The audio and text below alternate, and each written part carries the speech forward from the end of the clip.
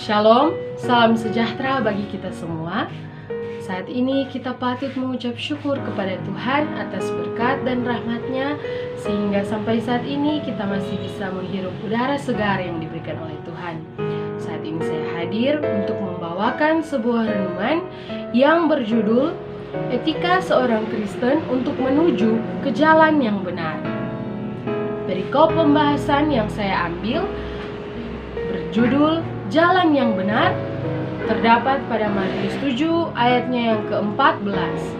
Matius 7 ayatnya yang ke-14 berbunyi, "Segala sesuatu yang kamu kehendaki supaya orang perbuat kepadamu, perbuatlah demikian juga kepada mereka. Itulah isi seluruh hukum Taurat dan kitab para nabi. Masuklah melalui pintu yang sesak itu, karena lebarlah pintu dan luaslah jalan yang menuju kepada kebinasaan, dan banyak orang yang masuk melaluinya. Karena sesaklah pintu dan sempitlah jalan yang menuju kepada kehidupan, dan sedikit orang yang mendapatinya." Kita tahu bersama, di dalam kehidupan manusia, kita sering dihadapkan pada beberapa pilihan.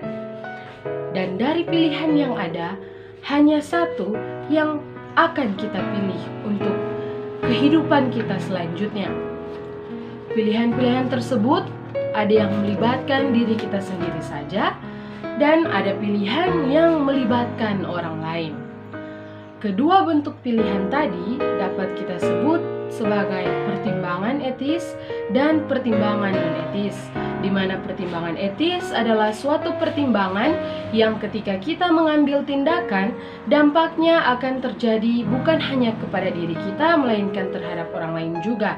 Sementara pertimbangan non-etis, di mana tindakan yang kita ambil hanya akan berdampak pada diri kita sendiri. Saat ini saya akan lebih membahas dalam tentang pertimbangan etis. Manusia diciptakan oleh Allah dan kemudian diuji kesetiaan mereka lewat buah pengetahuan baik dan jahat. Pilihan yang diambil oleh manusia pertama bersama istrinya, Adam dan Hawa, adalah sebuah contoh pertimbangan etis, di mana oleh karena pilihan mereka untuk memakan buah yang dilarang Allah, mengakibatkan seluruh umat manusia jatuh ke dalam dosa. Kisah ini terdapat dalam Kejadian pasalnya yang ketiga dengan perikop manusia jatuh ke dalam dosa. Setelah melihat contohnya, dapat disimpulkan bahwa pilihan yang kita ambil seperti Adam dan Hawa pilih saat itu adalah sebuah pilihan yang sangat berharga, di mana dari sekian banyak jenis pilihan, salah satunya adalah pilihan antara kita mau menjadi seorang Kristen yang beretika atau sebaliknya. Etika termasuk di dalam pertimbangan etis, di mana beretika atau tidaknya seseorang dapat melibatkan atau berdampak bagi orang lain. Kita harus selalu menjaga etika kita terhadap sesama, karena kita adalah makhluk ciptaan Tuhan yang saling membutuhkan. Kita hidup, memberi, dan menerima. Kita melakukan kegiatan bersama-sama, dan kita tidak bisa sendirian. Oleh karena itu, kita harus memperlakukan orang lain sama seperti sebagaimana kita ingin diperlakukan. Sebagai manusia berdosa, seringkali kita melakukan hal-hal buruk terhadap orang lain, namun kita tidak ingin diperlakukan seperti itu.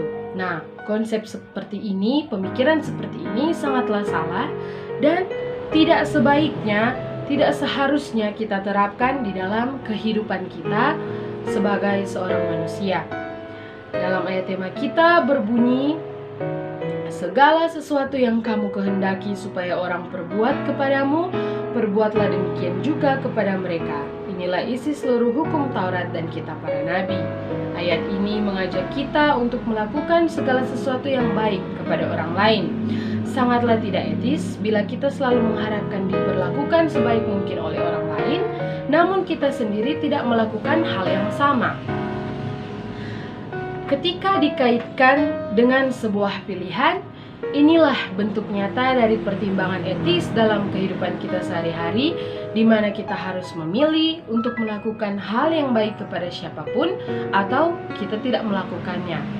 Namun, Alkitab selalu mengingatkan kita untuk mengasihi sesama. Matius 22 ayatnya yang ke-39 berbunyi, "Dan hukum yang kedua yang sama dengan itu ialah kasihilah sesamamu manusia seperti dirimu sendiri." Ayat ini menyatakan kepada kita untuk selalu mengasihi sesama seperti kita mengasihi diri kita sendiri. Mengasihi sesama artinya siapapun itu harus kita kasihi sekalipun itu musuh kita. Karena ada tertulis dalam firman Allah, kita harus mengasihi sesama. Matius 5 ayatnya yang ke-44, "Tetapi aku berkata kepadamu, kasihilah musuhmu dan berdoalah bagi mereka yang menganiaya kamu." Kita tidak boleh memandang siapa dia, karena firman Tuhan berkata siapapun itu harus kita kasihi. Inilah sebuah etika seorang Kristen untuk menuju jalan yang benar. Kita akan menuju ke jalan yang benar jika kita selalu melakukan yang terbaik kepada setiap orang. 1 Korintus pasalnya yang ke-13 dengan perikop kasih menyatakan bahwa dengan kasihlah kita dapat melakukan perkara-perkara baik kepada sesama sekalipun terhadap musuh kita. Meskipun sulit untuk melakukannya, Matius 7 ayatnya yang ke-13 dan 14 berkata, "Masuklah melalui pintu yang sesak itu, karena lebarlah pintu dan luaslah jalan yang menuju kepada kebinasaan, dan banyak orang yang masuk melaluinya. Karena sesaklah pintu dan sempitlah jalan yang menuju kepada kehidupan, dan sedikit orang yang mendapatinya." Memang sesak, sempit, dan sulit untuk melalui jalan yang benar. Sama sulitnya dengan kita yang harus terus berusaha memperlakukan semua orang dengan baik. Akan tetapi sudah seperti itulah jalan yang benar, sempit dan sesak. Marilah kita menjadi umat Allah yang beretika baik di hadapan sesama dan benar di hadapan Allah. Pilihan yang kita ambil harus dipertimbangkan dahulu untuk kepentingan kita bersama. Dengan mengasihi sesama manusia, kita mampu melakukan hal-hal baik kepada siapapun. Meskipun sulit untuk melakukannya, kita yakin bahwa kesulitan tersebut dapat membawa kita kepada jalan yang benar. Itulah etika seorang Kristen untuk menuju ke jalan yang benar. Sekian renungan yang telah saya bawakan, semoga bermanfaat bagi kita semua untuk lebih mendekatkan hati kita kepada Tuhan dan menjadi nasihat agar kita lebih hari lebih menjadi orang yang baik lagi. Terima kasih, saya bawa dalam nama Yesus. Amin.